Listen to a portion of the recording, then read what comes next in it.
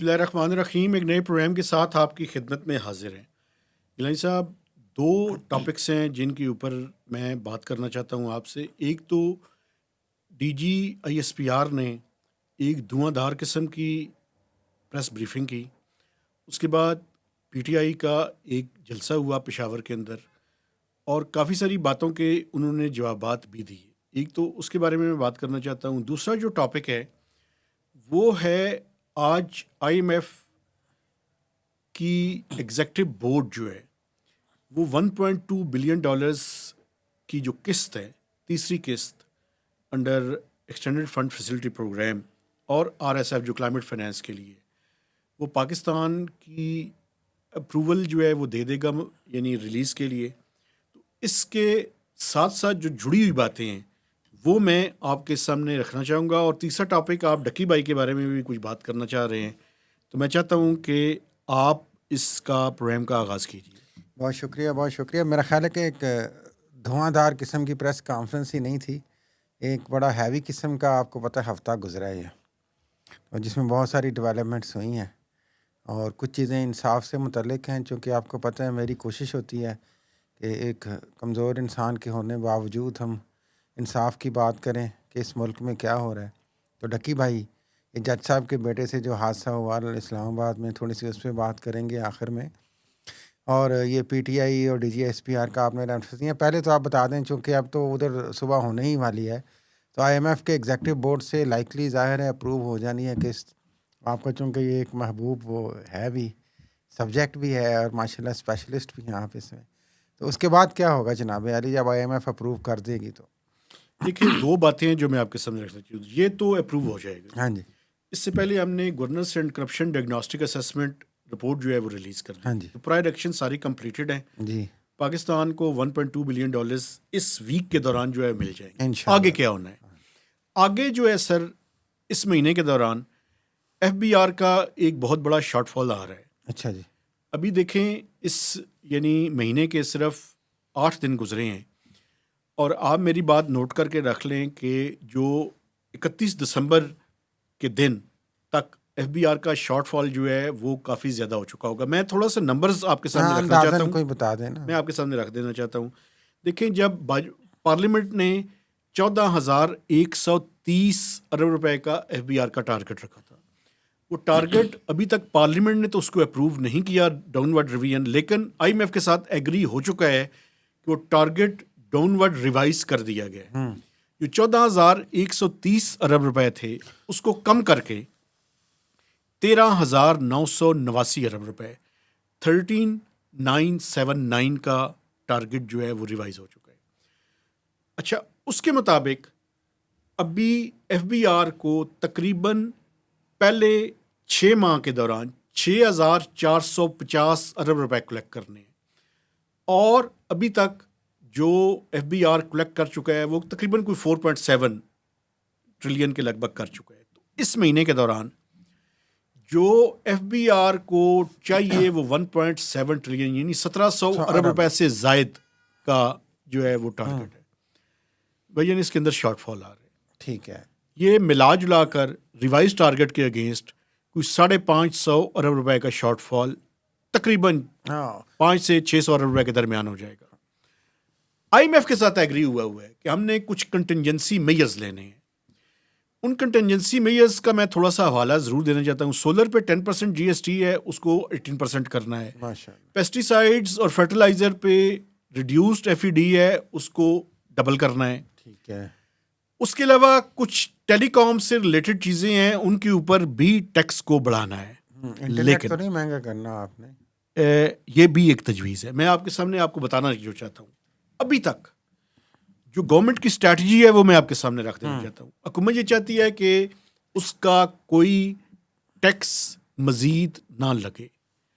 हल क्या है इसका? इसका हल ये है कि जो आपके तरक्याती अखराजात हैं उनके अंदर कटौती होगी और वो भी अनअनाउंस्ड होगी, जैसे पिछले साल हुई थी। हाँ जी, अभी तक जो रिलीजेज हैं डेवलपमेंट बजट की वो बड़ी कम है, इनको मजीद स्लो डाउन किया जाएगा और जो डेवलपमेंट का टारगेट है इस साल का जो रखा हुआ है मिनिस्ट्री ऑफ प्लानिंग ने वो अचीव नहीं हो सकेगा। इस तरीके से आप अपने उसको कम करेंगे। और दूसरा एक और भी चीज़ है, वो ये है कि हुकूमत ने कुछ अखराजात जो डेट सर्विसिंग के लिए थे, यानी कर्ज़ों पे जो सूद की अदायगी है, वो टारगेट से थोड़ी ज़्यादा रखी हुई थी, तो वो भी ज़रा कम होगी। तो मिलाज ला के अखराजात को कम किया जाएगा और 99.9% कोशिश की जाएगी कि नए टैक्सेशन या कंटिजेंसी मेजर्स इंप्लीमेंट ना हो। आखिरी बात, IMF की टीम एक होकर गई है अभी पिछले मंथ के दौरान। जनाब अली, अगले माली साल के लिए तैयारी शुरू हो चुकी है कि इकॉनमी को खोलने के बजाय मजीद कैसे सुकेड़ना है। अच्छा ठीक है। तो वो IMF का जो अगला वफद है वो मार्च के दौरान पाकिस्तान आएगा और अगले माली साल का जो बजट है उसकी टैक्स प्रपोजल्स पे काम शुरू हो चुका है। ठीक है। और अगले माली साल के दौरान जो हुकूमत की ख्वाहिश है कि सैलरीड क्लास के लिए और मैन्युफैक्चरिंग के लिए कुछ टैक्स रेट्स कम हो, अभी कागजी और हवाई बातें हैं। ख्वाहिश तो है ना, ख्वाहिश है, ख्वाहिश का इजहार तो वो करेंगे बार बार, देखिए ना। बिल्कुल। तो अभी आपने तो ख़तरे की घंटी बजाई है। अगर इसको मैं सम अप करूं कि जो शॉर्टफॉल है रेवेन्यू कलेक्शन का, वो मुसलसल वैसा ही है जो पिछले साल भी था। तो अभी ये तो अभी हाफ कह लेना, ये ख़त्म हो जाएगा फाइनेंशियल दिसंबर के एंड पे, तो शॉर्टफॉल आगे भी बढ़ेगा। लेकिन मेरा ख्याल है कि by the end of the day जो आप कह रहे हैं अखराजात को कम करके, तो मुझे तो आपकी बात से यही समझ आ रही है कि जो अखराजात आप कह रहे हैं वो सिर्फ PSDP की बात कर रहे हैं आप। डेवलपमेंट बजट की, बिल्कुल। बाकी जो जिसको आप ललित लले कहते हैं, वो अखराजात तो नहीं कम हो रहे ना। वो कम हो भी नहीं सकते ना, कैसे और कम हो फिर सकते? मज़ीद ये है कि अगर खुदा न खास्ता वहाँ से कम भी होते हैं और कोई बर्डन बढ़ता भी है, तो आपने फैसला कर लिया है कि आप इंटरनेट महंगा कर देंगे, आप खादें महंगी कर देंगे, और आप क्या सोलर क्या महंगा करेंगे, सोलर पैनल पे आप पैनल्स, टैक्स लगा देंगे। माशाल्लाह। तो स्ट्रैटेजी तो देखें पूरी है ना उनकी। अगर इंपोर्टेड शॉर्टफॉल सोलर है, पैनल, ये जरा वजाहत में कर हाँ दें। इम्पोर्टेड ही हैं, लेकिन ज़्यादातर तो लोग चाइनीज़ ही लगा रहे हैं ना यहाँ बिल्कुल, पे, तो उसी को हम इम्पोर्टेड कहते हैं। बिल्कुल। तो ज़्यादातर हमारे यहाँ तो चाइनीज़ प्रोडक्ट्स ही मोस्टली, जब भी पूछते हैं कपड़ा हो ये हो इम्पोर्टेड, वही होती हैं। एक बात मैं थोड़ी सी और बता दूं, अभी 10% है, उसको 18% तो GST देखें करना है। 18 ही था ये जिसको 10 किया गया था ना, दोबारा से हम 18 कर देंगे। नहीं, वो पहले प्रपोजल ये थी, लगाया 10%। हाँ हाँ, मतलब बट उस वक्त भी 18 का ही स्केच जी तो जी जी 18 का जी। ही था ना। तो स्टोरी हम मैंने क्या, की थी उस टाइम, मैंने 18 ही लिखा था। हाँ उसके बाद वो आप दोबारा बढ़ा देंगे उसको यार, क्या आपने कहा कि चलो यार अभी नहीं, जब ज़रूरत पड़ेगी 8% उस वक्त बढ़ा देंगे। तो आहिस्ता आहिस्ता आप मार रहे हैं ना जो पाकिस्तान के लोग हैं उनको, यकदम नहीं आप मार सकते क्योंकि आपने इनसे टैक्स भी निकालना है। Try to understand. वो गाहक ही ख़त्म हो जाएगा आपका जिसे आपने टैक्स निचोड़ना है, तो फिर आप क्या करेंगे। अच्छा, आप अगले अरे एजेंडा के ऊपर आ नहीं, जाए। अगली एजेंडा पे भी आते हैं। मैं अब आपने बात ही नहीं पूरी करने दी। खैर अरे चलें ठीक है, मकसद यही है कि अखराजात जो हैं वो PSDP की शक्ल में, जो कि आपका लमसम एक 700-800 था और आपने वो स्पेसिफाई कर लिया हुआ था, अगर इमरजेंसी ज़रूरत पड़ी तो आप इसको आहिस्ता आहिस्ता कट लगाते जाएंगे। तो मेरा ख्याल है कि बड़ी वाइस मूव्स हैं, ऐसी कोई डेट बात तो डेट नहीं है। सर्विसिंग का भी थोड़ी सी कमी है। हाँ, तनख्वाहदार तबके वाली थोड़ी सी हैरानकुन बात है, क्योंकि अभी तो वो बयानात तो ऐसे ही आ रहे हैं कि रिलीफ मिलेगा जनाब, हमने तैयारी कर ली है, हमने ये कर लिया है। बाद में आप जाहिर है, ख्वाहिशात है ना। आप बाद में एक उदास सा मुंह बना के कह देंगे IMF ने नहीं मानी बात। पिछले साल भी बहुत बातें की थी, कम कितना हाँ किया था, 2.5%। हाँ जी। वो भी शुरू की कुछ हाँ, स्लैब्स के ऊपर अब था। चलें आ जाए दूसरे सियासी माहौल पे आ जाएं, और वो आ जाएं जो बड़ा एक दांसोदार किस्म का हफ्ता गुजरा है। एक तो देखें, फिर उस दिन आपने नोटिफिकेशन की बात की थी, वो नोटिफिकेशन उसी दिन हो गया बाय द वे, और आज आपको पता है कि बाकायदा एक परेड भी हो गई है और सलामी पेश कर दी गई है जो chief of defence forces field marshal general Asim Munir को। और CDF है कि CODF है? मैं उन्हें CODF कहता हूँ, आप CDF कह लें, कोई मसला नहीं। वो सब कुछ है यार, सारी ABC उन्हीं में है। आप तो उनका नाम ही माशाल्लाह इतना लंबा हो गया है। Chief of defence forces, forces, chief of army staff, field field marshal marshal. General Hafiz Syed Asim Munir. आगे वो तमगा शमगा भी है, कोई सितारा है, कुछ है। कितने लफ्ज बन गए? माशाल्लाह सारे ही हैं, सारे अलग बे सारी उनमें, ठीक, लफ्ज़ नहीं उनके गिनते, ठीक। बुरा मना जाते हैं आपको पता। वैसे भी वो हाफ़िज़ कुरान है माशाल्लाह, वो इतनी तरतीब से लफ्ज़ बोल सकते हैं। लेकिन आज जो उन्होंने एक अहम बात जो कोर कमांडर्स कॉन्फ्रेंसेस में होती रही मेहताब साहब, और जो पिछले हफ्ते भी हुई, जिस पे अभी हमने थोड़ी तफसील से बात करनी है, क्योंकि आज आपने मुझे गुंजाइश देनी है, ये बहुत ही अहम मौज़ूआत हैं, इन पे बात करनी नाज़रीन के लिए बड़ी ज़रूरी है। तो उन्होंने आज जो तकरीर की है, बाय द वे उसमें उन्होंने कुछ लोकल जो इशारे थे जिसको हम अमूमन कहते हैं कि पाकिस्तान तहरीक इंसाफ के मतलब थे, तो इत्तेफाक की बात है, उसने इत्तेफाक है या इरादा है उनका, या मैं समझता हूँ कि अप्रिशिएट करता हूँ इस चीज़ को कि उन्होंने कोई ऐसा इशारा अभी तक तो नहीं दिया। जो उन्होंने तकरीर की उसमें वाज़े तौर पे उन्होंने कहा कि सारी फोर्सेस जो हैं सेपरेटली ऑपरेट करेंगी, लेकिन एक यूनिफाइड ऊपर एक अम्ब्रेला होनी ज़रूरी है। जिस तरह की तो ठीक टेक्निक्स है, आगे चल रही ठीक हैं, है। ठीक है, वो वैसे तो chairman joint chief of staff भी वही चीज़ थी, लेकिन वो बस एक सिंबॉलिक सा ओहदा रह गया था। ये थोड़ा सा ज़्यादा ऑपरेशनल होगा। फिर उन्होंने साथ तालिबान के हवाले से बात की कि जनाब अली वाज़ेह पैगाम उन्होंने फिर दिया है कि कोई बातचीत नहीं है, आप अमन की बात करेंगे तो ठीक है। फिर आपने इंडिया को बड़ा अच्छा स्ट्रॉन्ग मैसेज दिया। उन्होंने कहा जी कि इंडिया ने अगर ज़रा सी और भी शरारत की तो इससे ज़्यादा और तेज़ किस्म का उनको जवाब मौसर मिला जाएगा। बर्क रफ्तारी का कहते हैं जुमला जो है वो बोला गया। सारी बातें उन्होंने की। इंटरनल पॉलिटिक्स पे उन्होंने कोई इशारा नहीं दिया, अच्छी बात है जो जी, मैं समझता हूँ बड़ी ज़बरदस्त बात बहुत है। अच्छी बात है। शायद वो समझ गए हैं कि शायद उनका स्टेचर अब बहुत बुलंद हो गया है, तो इसलिए वो उस दिन वो DGSPR आ गए थे। उन्होंने उन्होंने वैसे मैं इतने बड़े लेवल के लेफ्टिनेंट जनरल से एक्सपेक्ट नहीं कर रहे थे हम कि वो इस तरह की गुस्सैली और जहरीली किस्म की प्रेस कॉन्फ्रेंस वैसे करेंगे। आपका क्या ख्याल है? मेरा तो मैं आपको बताऊं, मैं समझता हूं कि स्टैचर देखें, नहीं ना जी, देखिए हमने अपने स्टैचर को इतना आहिस्ता आहिस्ता बदकिस्मती से इस माशरे में मीडिया की भी बात कर लें, सियासतदानों की भी बात कर लें और अब जर्नैलों की भी बात कर लें, सहाफ़ियों की भी बात कर लें यार, कि लोग करते जा रहे हैं कि अल्लाह ही मुझे तो समझ नहीं आ एक सवाल मैं आपसे इसके बात का जवाब देता हूं जो आपने मेरी तरफ फेंका है, मैं उसका रहा। जवाब दूंगा, लेकिन मुझे उससे पहले एक सवाल का जवाब चाहिए। हाँ जी। वो जवाब ये है कि जो प्रोसीडिंग्स हो रही हैं हम्म। सबका जर्नैल फैज़ हमीद साहब के बारे में, अच्छा जी। उनका फैसला होना है या नहीं होना? वो जब हो जाएगा तो वो नहीं, बता मेरी एक देंगे, बात उन्होंने सुनो, कहा है। चीज़ें जुड़ी हुई हैं ना, हाँ। चीज़ें जुड़ी हुई हैं। तो अगर उनका फैसला होगा तो इसका मतलब ये है कि जो उसके बाद की बातें हैं वो उसके बाद होंगी। लेकिन एक बात मैं, जो आपने मुझसे सवाल किया, मैं उसका जवाब देना चाहता हूँ। वो ये है कि मैं एक्सपेक्ट नहीं करता इस तरह के एक इम्पोर्टेंट इदारे के स्पोक्समैन की तरफ से। आप तो देखें अफवाज पाकिस्तान के, अब तो आप वो जॉइंट फोर्सेस के अफवाज पाकिस्तान के चीफ के तर्जुमान है यार। सुन लें कि आप इस तरह की सवालात के, इस तरह के जवाबात जो है वो देंगे। उसकी वजह ये है, मैं उसकी वजह बताता हूँ आपको। उसकी वजह ये है कि इस मुल्क की इस्टेब्लिशमेंट ने मोहतरमा फातिमा जिन्ना से लेकर मियां नवाज शरीफ तक, जो कि आपके इस टाइम राइट साइड पे खड़े हैं, आपने in between the lines in सबको गद्दार, गुलभूषण यादव का एजेंट, गुलभूषण यादव का प्रोटेक्टर मियां साहब को कहते रहे हैं, कहते रहे हैं।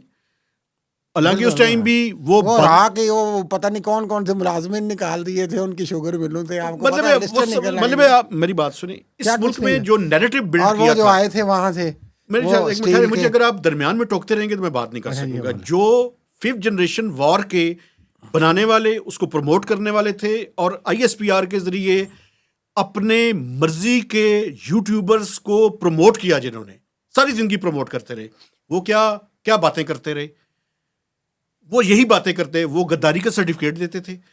तो भाईजान, हम उस टाइम भी कहते थे ये गद्दारी का सर्टिफिकेट ना बांटे, आज भी हम ये कह रहे हैं। इमरान खान एक पॉलिटिकल लीडर है, इमरान खान एक पॉलिटिकल रियलिटी है। आप उसको जो दिल है करें, लेकिन उसको गद्दार ना कहें।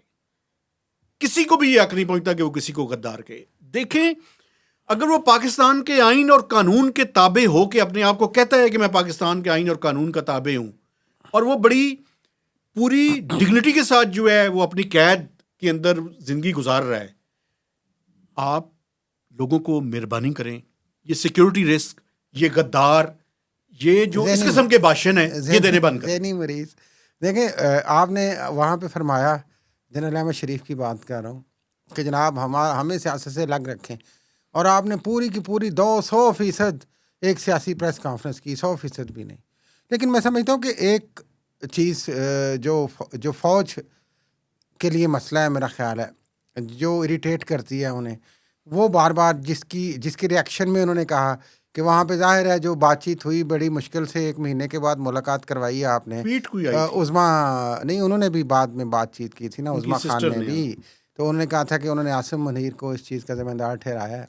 और उसके बाद में ये बातें की जो उनकी ट्वीट में आई जहनी मरीज़ के हवाले से, तो उस चीज़ से ख्वार खा गए। आपने फौरी तौर पे एक तो आपने एक गलत मैसेज दिया कि जिस दिन चीफ ऑफ डिफेंस फोर्सेस का नोटिफिकेशन हुआ और जो जनरल आसिम मुनीर की पावर कंसोलिडेट हुई, तो आपने उसे अगले ही दिन जाके ये प्रेस कॉन्फ्रेंस करके क्या पैगाम दिया यार आप। ये it was a negative image building of general Asim Munir actually, frankly speaking. दूसरी बात ये कि ठीक है, मैं तो लेकिन एक बात मैं आपने पहले मुझे आप बात करने तो मैं भूल जाऊंगा, ये बात ज़रूरी है। शदीद मजम्मत करता हूँ मैं, मजम्मत एज ए पर्सन तो मैं देखें कंडेम करूँगा, या मैं इमरान खान को मैं मिल तो नहीं सकता, उनको कह नहीं सकता। वो एक बंदा एक बिल्कुल दीवार से लगा हुआ कोने में बैठा हुआ जेल में, तो वो अगर गुस्से में आपको बुरा भला कहता है, आपको इदारे को ब्लेम करता है अपनी सूरत हाल पे, और इस तरह की अगर वो फाउल लैंग्वेज गलत लैंग्वेज इस्तेमाल करते हैं, काबिल मजम्मत है। लेकिन इसका नतीजा या मतलब ये तो नहीं कि आप आगे से आप भी वही ज़ुबान इस्तेमाल करें। मकसद ये कि इस चीज़ को आपने हल कहाँ पे करना है, या आप हल ही नहीं करना चाहते। दो ही चीज़ें हैं ना, देखें, एक चीज़ हमारी आपस में लड़ाई है, तो हम या तो इसको हल करेंगे और उसका वे आउट बनाने की कोशिश करेंगे, या फिर हम कहेंगे कि नहीं, हमने इस लड़ाई को बढ़ाना है। तो ये सूरत हाल तो लड़ाई को बढ़ाने की बात की गई। और मैं एक चीज़ इसमें अहम है मेहताब साहब, जो आगाज़ था प्रेस कॉन्फ्रेंस का, उसमें मैं नहीं समझता कि ये इस चीज़ को ब्लेम किया जा रहा था टेक्निकली। ये जो जेल में अभी इमरान खान की ट्वीट आई और मुलाकात के बाद, जो पहले तो आपने मुलाकात बंद रखी, महीना उनको एक सॉलिटरी कन्फाइनमेंट में रखा। आपने शुरू किससे किया? वो बिजली के बिल जलाने से, वो IMF को ख़त लिखने से। आपने प्रियम्बल अपना सेट ऐसे किया, भाई आप या तो आज की बात करते, इसका मतलब आप पुरानी बातों को भी साथ साथ रगड़ रहे हैं। तो ये जो पर्सनल सा मैटर हुआ है, इसने हल कहाँ पे होना है? इसने हल होना है जहाँ पे आप थोड़ा सा ठहराव लाएंगी दोनों साइड्स, और थोड़ा सा सोचें समझेंगी कि हमने आगे कैसे जाना है। लेकिन अब बंदा वही बात कि ये बात अब गलत हो जाएगी अपनी बरादरी की तरफ कि आप DG SPR हैं, तो इंसान तो देखें अपनी सोबत से ही पहचाना जाता है, या कंपनी उसको चेंज करती है। तो जिस तरह का आप मीडिया अपने साथ बिठाते हैं और जिस तरह के सवालात आप लेना पसंद करते हैं, या उस तरह के सवालात पे आप बड़ा भागम भाग जवाब देना पसंद करते हैं, तो उससे तो यही ज़ाहिर होता है कि आप मेरा ख्याल है कि कोई इंडिपेंडेंट राय सुनना नहीं चाहते, इंडिपेंडेंट राय पे आप जवाब नहीं देना चाहते। सबसे अहम सवाल तो उस प्रेस कॉन्फ्रेंस में यही होना चाहिए था कि भाई ठीक है, ये आपने कहा कि उसने गलत किया, उसने उसको बुरा भला कहा चीफ ऑफ डिफेंस फोर्सेस को, लेकिन वो आपको क्यों इस तरह कह रहा है? क्योंकि वो समझता है कि आप इसके ज़िम्मेदार हैं, और अगर आप ज़िम्मेदार नहीं हैं तो आप बीच में क्यों कूदते हैं? आप किसी हल की तरफ कैसे जाएंगे? किसी ने ये पूछा?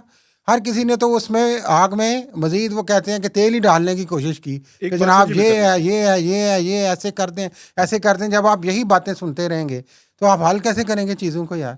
एक बात मुझे भी कहने थे, वो बड़ी इंपॉर्टेंट और पॉलिटिकल स्टेबिलिटी कैसे लाएंगे? एक मिनट मुझे बात करने दें, क्योंकि आपने बात की है, मैं आपकी बात से इत्तेफाक करता हूँ, लेकिन एक बात कहनी बड़ी ज़रूरी है।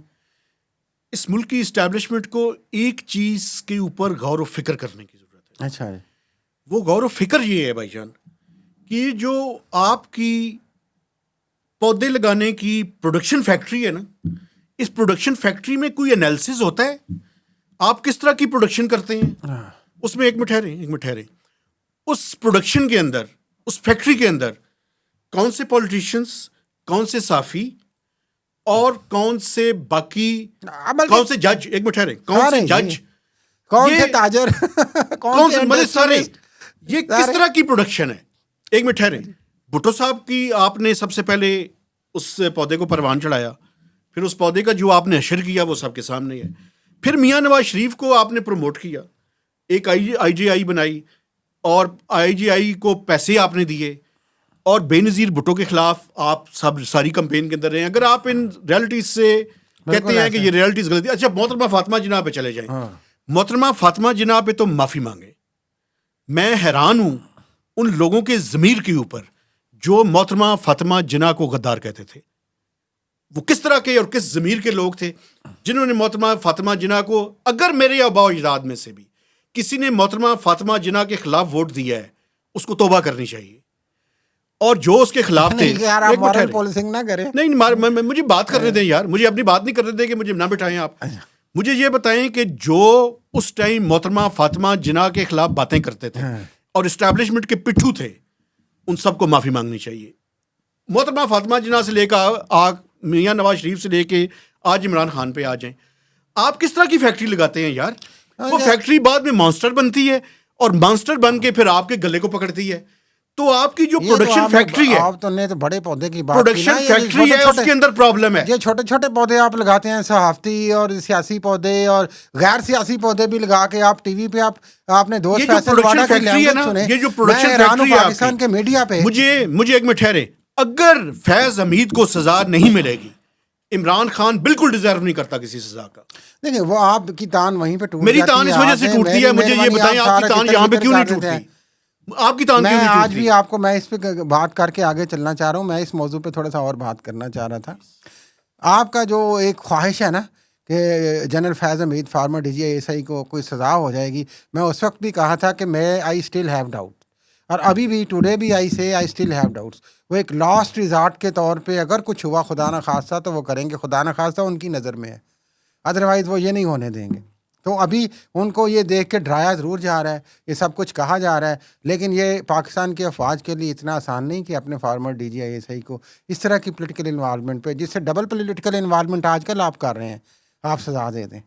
तो ये ठीक है, आपने डराने के लिए ज़रूर रखा हुआ है इमरान खान को। मैं ये कहना चाह रहा था, बड़े किरदार तो आपने कह दिए ना, लेकिन छोटे जो आप अजीबो गरीब पौधे लगा देते हैं साहब, गैर सियासी भी और सियासी भी, सहाफ़त में भी आप लगा रहे हैं, पार्लियामेंट में भी आप लगा रहे हैं। आप अपने दोस्त फैसल वाडा की लैंग्वेज सुने यार टीवी पे, मैं हैरान हुआ ऐसे जर्नलिस्ट कि वो लोगों को कह रहा है कि वो फ़लाँ को कहेंगे टॉमी तुम बाहर आओ, फ़लाँ को जूते की सोल दिखा देंगे, फ़लाँ को ये कर देंगे। आपका मीडिया क्या इतना ही अब बुज़दिल तो मैं नहीं कहता, लेकिन महकूम है कि वो उसको इतना नहीं कह सकता कि आप प्लीज़ फाउल लैंग्वेज ना यूज़ करें। ये बताएं, किसी ज़माने में तो ये इजाज़त ही नहीं दी जाती थी कि आप ये ज़बान इस्तेमाल करें। अब क्या हमारी बड़ी एक मिनट ठहरे, जिस मुल्क के जजेस, जिस मुल्क की ब्यूरोक्रेसी, जिस मुल्क के पॉलिटिशियंस, उनके नौकरों, आप साफी के बारे में ये चाहते हैं कि हम क्या करें? नहीं तो कोई हम तलवार उठा लें? तो कर लो यार। नहीं, मुझे ये बताएं, आप साफियों के बारे में बात करते और फिर हैं, भाई देखिए मेरी बात सुने ना, आप मुझे ये बताएं आप चाहते क्या हैं? जितनी मैं स्पेस है ना कि सैनिटी प्रिवेल करे भाई, सैनिटी प्रिवेल नहीं होगी, GHQ में भी प्रिवेल करे और मीडिया में भी प्रिवेल करे और पार्लियामेंट में भी प्रिवेल करे भाई, और सोसाइटी में भी प्रिवेल करे। रिवर्स गियर लगा हुआ है, वहां पे सैनिटी नहीं होती। आपने सोसाइटी क्रिएट कर दी है, उधर से गाली गलोच शुरू होती है, इधर से जवाब में गाली गलोच शुरू होती है। इस गाली गलोच की बुनियाद किसने रखी थी? में हम रह रहे हैं यार। इस गाली गलोच की बुनियाद 2014-15 में रखी गई यार। इससे पहले जब इमरान खान साहब एक कंटेनर पे खड़े हो कि इसी तरह की बातें करते थे। पहले भी ये पीली टैक्सी भी कहा गया था बेनजीर भुट्टो को, फातिमा जना को क्या नहीं कहा और गया था। उसके बाद चार्टर ऑफ डेमोक्रेसी मैंने किया था। और चार्टर डेमोक्रेसी हुआ था। इस तरह के चार्टर का डेमोक्रेसी का कोई माहौल तो बनाएं भाई आप। मकसद इमरान खान ने आके स्पाइल किया ना उसको। ये दो किरदार जो बात की गई, ये सवाल भी हुआ था प्रेस कॉन्फ्रेंस में कि जनाब उन्होंने तो फर्द वाहिद की बात की है और field marshal general Asim Munir की बात की है या एक दो बंदे की बात की है, तो उन्होंने कहा जी कि फर्द वाहिद ही इदारा होता है, ये होता है, इस तरह का उनका कोई जवाब था। हो सकता है ये अल्फाज ना हो, लेकिन क्या ये चीज़ें नवाज शरीफ और मरीम नवाज नहीं कहते रहे? उनकी तो ट्वीट्स भरी पड़ी हैं, लोगों ने फिर रीट्वीट की कि जब वो कह रहे थे कि ये दो किरदार जो हैं इनका ताल्लुक ये किरदारों का ताल्लुक इदारों से नहीं है, तो उस वक्त क्या था? मकसद ये है कि आपने भी जो एक ग्रज बना लिया है और इमरान खान ने भी एक जिद बना ली है, उसको कहीं तोड़ के आगे भी जाना है या नहीं यार? एक बात मुझे या आपने अपनी अना को साबित करना है कि नहीं आप आज भी 21वीं सदी में भी सवाल करने देना, 70 साल वाले किरदार अदा करते रहेंगे? सवाल करने दें, क्या नवाज शरीफ और इमरान खान एक पेज पे तो नहीं नजर आ रहे आपको? नहीं, कहाँ पे एक पेज पे यार, क्योंकि नोटिफिकेशन में जो देर हुई नवाज शरीफ तो किसी पेज पे ही नहीं है भाई, खुदा नहीं है, लेकिन मुझे लगता है कोई ना कोई गड़बड़। वो शरीफ आदमी दिल बर्दाश्ता हो गए हैं। देखें, एक ताकतवर वजीर आज़म जिसका आपने 3 दफ़ा के हशर करके साइड पे बिठा दिया, अब वो अपनी बेटी के मुस्तकबिल की लगे खामोशी से लगे हुए हैं कि यार चले आगे चले सियासी मुस्तकबिल के लिए। तो इमरान खान को तो आप देखें, आप थोड़ी सी स्पेस देंगे उनको, कोई सोचने का मौका देंगे। जब मैं बार बार ये बात करता हूँ कि आप एक बंदे को वो एक आपने सॉलिटरी कन्फाइनमेंट में रख दिया है, काल कोठरी में, जिसको हम यहाँ पे कहते हैं, अपनी मर्ज़ी के बंदे भेजते हैं, रिकॉर्डिंग करते हैं, बातें पहले आप अपने तक पहुंचाते हैं, फिर दूसरों तक पहुंचाते हैं, फिर उस पर आप प्ले करते हैं, तो आप उसमें सैनिटी प्रिवेल करने की कहाँ से ऑप्शन निकालेंगे? कोई उनको कहीं पे बिठाएं, कुछ समझदार लोग उनसे मिलें, कोई बात करें यार, कोई मुल्क को आगे जाने दें, मेहरबानी करें। आज भी मैं ये बात आखिरी कर लूँ, फिर आप जो मर्जी कहिएगा, आप जो मर्जी टीवी पे आके कह लें, मुझे तो नहीं, मैं तो देखें दोनों को तनकीद का निशाना बना रहा हूँ। इमरान खान का भी तर्ज सियासत इस तरह का इंतहा पसंदाना बिल्कुल नामुनासिब है, और ऊपर से इस तरह का रद्द अमल, वो बिल्कुल अजीबो-गरीब है, क्यास क्रिएट करने की कोशिश है। लेकिन ये आज भी आप यहाँ से निकलें, आप अपने केपी पे चले जाएँ, आप बलूचिस्तान में चले जाएँ, मैं आपको कहता हूँ, आप सिंध में चले जाएँ, आप पूरे पंजाब में चले जाएँ, करोड़ों लोग आज भी इमरान खान की सपोर्ट के लिए खड़े हैं। वो ज़ाहिर है वो जो इस तरह की कैफ़ियत है जब्र वाली, उसमें वो खामोशी इख्तियार कर गए हैं, लेकिन उनकी हमदर्दियाँ इमरान खान के साथ हैं। एक बात आखिरी मेरी सुन ले, पिछले चंद दिन तो हल पहले, निकालें कोई। चंद माह पहले एक बैडमेट जो हैं जनरल सैयद आसिम मुनीर के, उन्होंने चंद माह पहले एक कोशिश की और कोई बात कही उनसे, और वो बात ये थी कि वो इमरान खान का किसी खाने की टेबल के ऊपर उन्होंने इमरान खान का जिक्र किया। तो इमरान खान साहब भी और उनकी पार्टी भी ये सोचे ज़रा, ये मैं उनके लिए एक इन्फॉर्मेशन आपके ज़रिए रख रहा हूँ। जनरल सैयद आसिम मुनीर ने कहा कि I don't want to talk about him. तो हाँ, उन्होंने तो एक लकीर कहते हैं ना जी, कांटा लगा दिया हुआ है और कुछ इस तरह मेरी का। बात अभी मुकम्मल नहीं हुई। तो मेरा कहने का मसला ये है कि वो इस टाइम ताकत के अंदर है, ताकत के अंदर है या ताकत सारी उनके अंदर है। तो या एक ताकत के दरिया में है। Being a politician, Imran Khan साहब के लिए एक साहिब मशवरा ये है कि मैं ये नहीं कहता, देखें मेरी बात सुने, इस मुल्क के अंदर जो प्रैक्टिकल और प्रैग्मेटिक बात है ना, मैं प्रैग्मेटिज्म के खिलाफ हूँ, I don't like this word, लेकिन वो पॉलिटिशियन है। पॉलिटिक्स क्या है? Art of possibilities. डायलॉग का रास्ता ओपन करें। ये तो अगर वो डायलॉग का रास्ता ओपन नहीं करेंगे तो वो जो है वो अपने उसके अंदर मजीद उनके लिए मुश्किलात बढ़ेंगी। और जनरल सैयद आसिम मुनीर साहब से गुजारिश है, क्योंकि गुजारिश ही हो सकती है, अल्लाह करे आपकी गुजारिश पहुंच भी जाए, पहुंच जाएगी, गुजारिशात आप बहुत पहुंच जाएगी, कर रहे हैं। बात करने दे। गुजारिश ये है कि अल्लाह ने आपको ताकत दी है, माशा, आप बहुत पावरफुल हैं। अब आपके पास इतने ओहदे हैं कि जिनको गिनने और लिखने में मेरे ख्याल में उर्दू के सारे और अंग्रेजी के अल्फ़ाबेटिक जो है 50% कवर हो जाते कवर हैं। हो जाते हैं। माशाल्लाह, आप स्याह सफ़ेद के मालिक हैं, जैसे- लेकिन जब आपके पास ताकत ज़्यादा आ गई है, आपके ऊपर रिस्पॉन्सिबिलिटी भी ज़्यादा आ गई है। आप, मैं दुआ कर सकता हूं कि आप उसको जुडिशियसली इस्तेमाल करें और इस ताकत को इस तरीके से इस्तेमाल करें कि ये मुल्क आगे जाए, क्योंकि हम खड़े ऐसे स्टेज के ऊपर हैं, आबादी बढ़ रही है इस मुल्क की, खाने वाले मुंह ज़्यादा हैं, और जो इकॉनमी की बात हमने जहां से शुरू की थी वो श्रिंक हो रही है। इसीलिए हर बंदा आपको गुस्से के अंदर नजर आता है। आप ट्रैफिक गाड़ी चलाते हैं तो आप देख लें, हर बंदा खामखा गुस्से में है इस मुल्क के अंदर। थोड़ा सा आपके पास ताकत ज्यादा है, आप अपनी ताकत को इस्तेमाल करें for larger public interest, please. बिल्कुल बिल्कुल। और जो बात आपने की अदल की, देखिए अदल सबसे अहम चीज़ है पूरे बिल्कुल सिस्टम ठीक में, बात। पूरे यूनिवर्स में। एक बैलेंस को भी हम अदल ही कहते हैं। तो आप उसकी तरफ भी थोड़ी सी मेहरबानी करके तवज्जो दें। प्रोग्राम लंबा हो गया, डक्की भाई के बारे में आखिरी बात करें प्रोग्राम से। या तो मैं उसी तरफ ही आ रहा था यार, आप सब्र ही नहीं करते, आप कमाल ही हो गई। तो ओ जनाब अली कि अदल ये अदल किस तरह का आज सोसाइटी में हो रहा है? ये भी तो आसिम मुनीर की नाक तले ही हो रहा है ना भाई, उसका कौन जिम्मेदार है? एक तो डकी भाई की मिसाल आप मैं देना चाह रहा था, जिस तरीके से उनकी वीडियो आई और जो बेईमाना सलूक उनके साथ किया गया, और कहते हैं बाद में उन्होंने शुक्रिया अदा किया आसिम मुनीर साहब का, और MI के कुछ लोग थे उन्हें बीच बचाव किया। वो बंदा जो DFIA इतनी ज़्यादा पॉल्यूटेड है एलिजिडली कि उन्होंने वो लाखों उनसे डॉलर भी बटोरे, उन पे जुल्म भी किया और सारा कुछ, वो एक बड़ी अफसोसनाक पूरी दुनिया पूरे पाकिस्तान ने अब वो देख ली। मेरा सवाल ये नहीं, ठीक है जी आसिम मुनीर साहब को भी सलूट है माशाल्लाह, और MI को सलूट है जी, वो आगे बचा गए। ये जो सारा कुछ FIA में हो रहा है, और इसके साथ साथ ये जो ब्लास्फेमी गैंग की बार बार बात आती है, जो जुल्म सितम इस मुल्क के बच्चों के साथ मज़हब के नाम पे हो रहा है, और वो ग्रुप है और उसके साथ FIA के लोग मिले हुए हैं एलिजिडली, और बड़े ताकतवर लोग हैं वो। ये FIA किसकी मिनिस्ट्री में आती है? शहजादा मोहसिन नकवी की। लेकिन उनके तो कान पे जूं भी नहीं रेंगती। जाहिर है वो इतने साफ सुथरे आदमी हैं, जूं तो उनके कान पे जा ही नहीं सकती।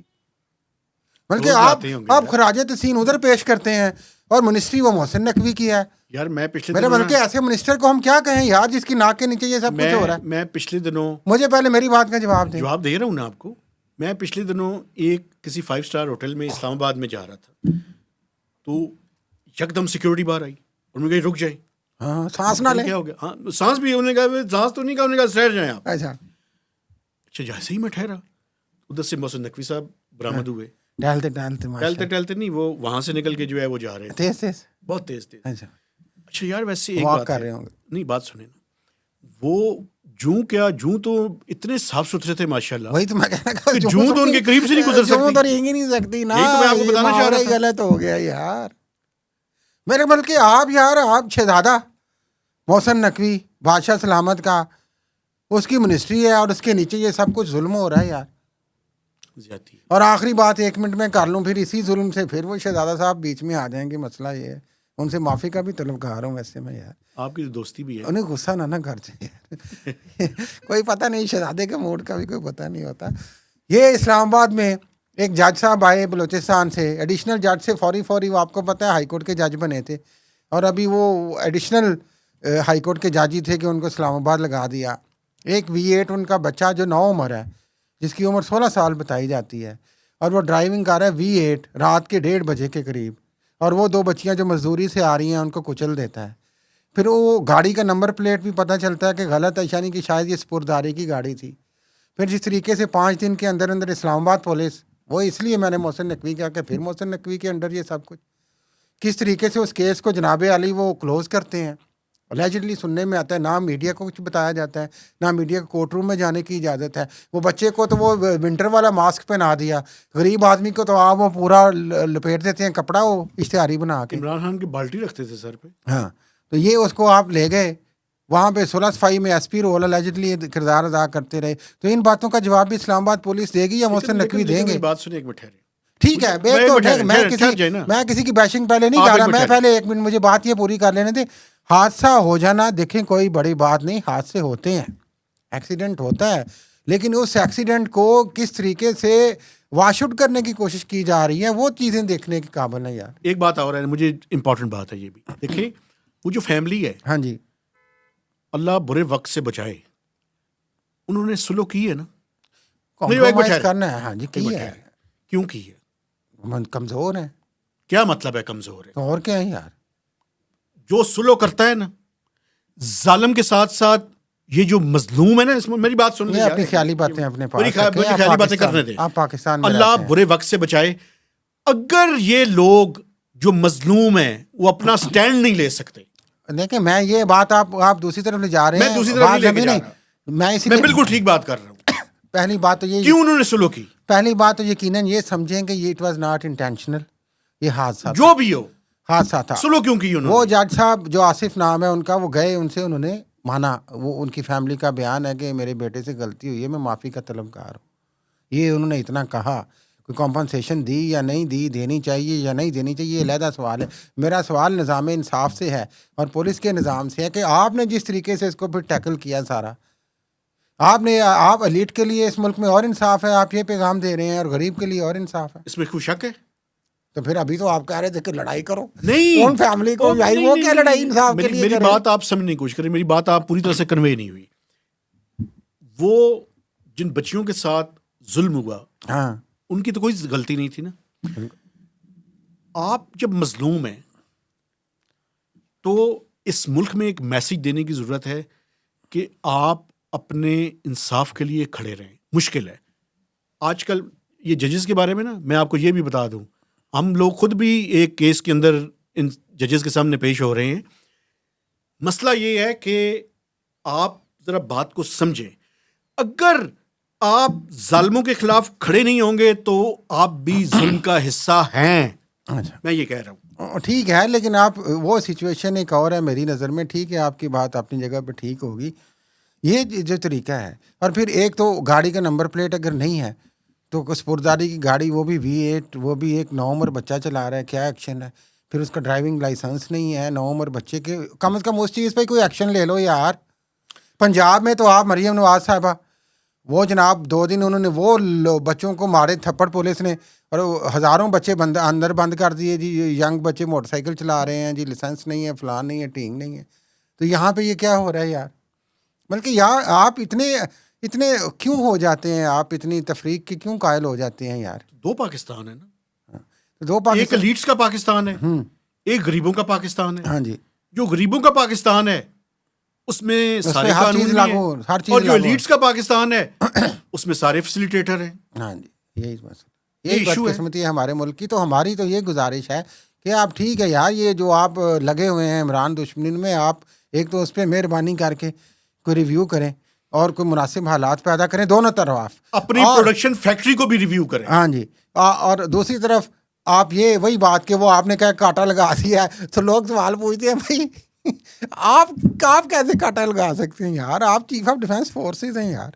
इस मुल्क के मालिक हैं, कैसी बातें करते हैं आप? कांटा वो नहीं लगाएंगे तो कौन लगाएगा? मैं और आप लगाएंगे? नहीं, असी तो तरला मेहनत ही करांगे, तरला मेहनत। चलें, इसके साथ प्रोग्राम से इजाजत चाहते रहम हैं। की अपील आका, रहम की हमने अपील। ठहर काफी जाए। कंप्रिहेंसिव बातें की हैं, लेकिन मैं प्लीज आखिर में रहम की अपील आका। आप कर लें। मैं देखने वालों से गुजारिश करना चाहता हूं कि हमारे चैनल को सब्सक्राइब कीजिए, इसकी शेयरिंग कीजिए और मैक्सिमम कमेंट्स भी दीजिए। तो इजाज़त दीजिए, अल्लाह हाफिज़।